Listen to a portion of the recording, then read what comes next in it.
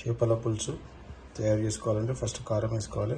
Pieces అన్ని నీట్గా కడిగి తర్వాత కారం వేసుకున్నాక కొంచెం అల్లం ఎల్లిగడ్డ, నూరుకొని పెట్టుకున్న అల్లం ఎల్లిగడ్డ, కొంచెం ఉప్పు,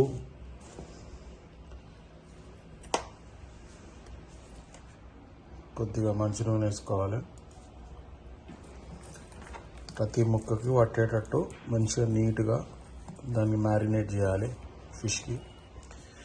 ఫిష్ని మ్యారినేట్ చేసుకున్నాక మనకు కావాల్సిన ఎండు కొబ్బరి దాన్ని కొంచెం స్టవ్ పైన హీట్ చేసుకోవాలి. దాని తర్వాత పుట్నాల పప్పు దాన్ని కొంచెం హీట్ చేసుకోవాలి. దాని తర్వాత ఇవి నువ్వులు ప్లస్ దీంట్లో ధనియాలు ఇవి కూడా స్టవ్ పైన హీట్ చేసుకొని యాజ్ ఇట్ ఈజ్ సేమ్ పల్లీలు కూడా హీట్ చేసుకోవాలి. బగారాకు కొంచెం తీసుకోవాలి. ఇవన్నిటిని మనం మిక్సీలో గ్రైండ్ చేసుకోవాలి.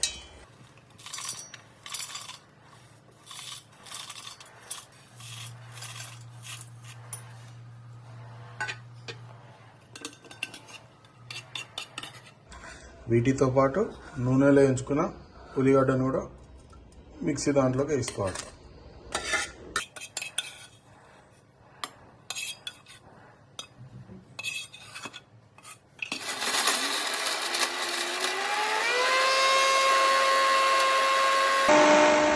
ఇప్పుడు స్టవ్ పెట్టుకొని మీడియం ఫ్లేమ్ పెట్టుకొని కొంచెం ఆయిల్ పోసుకొని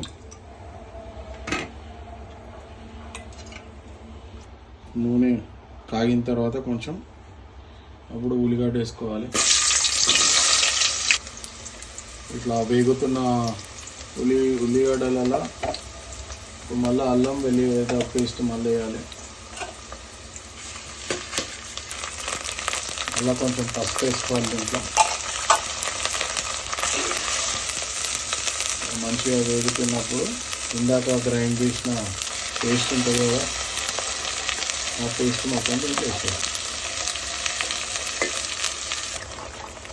అవన్నీ వేసుకున్నాక ఇట్లా మంచిగా మరుగుతుంటుంది. మరిగేటప్పుడు కొంచెం కారం వేసుకోవాలి. మళ్ళీ కొంచెం ఉప్పు వేసుకోవాలి. మనం ముందుగా కలిపి పెట్టుకున్న చింతపండు వాటర్ని దాంట్లో పోయాలి.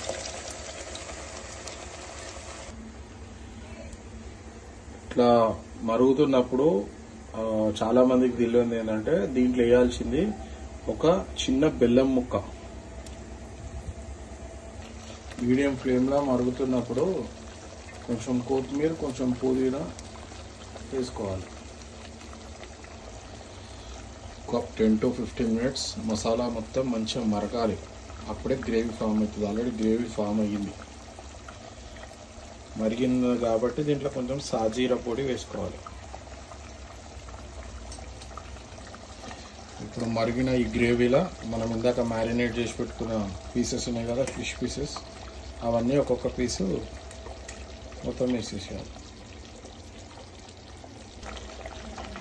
ఒక 5 to 8 minutes మధ్యలో ముక్కకి మంచిగా పట్టిన తర్వాత స్టవ్ ఆఫ్ చేయాలి.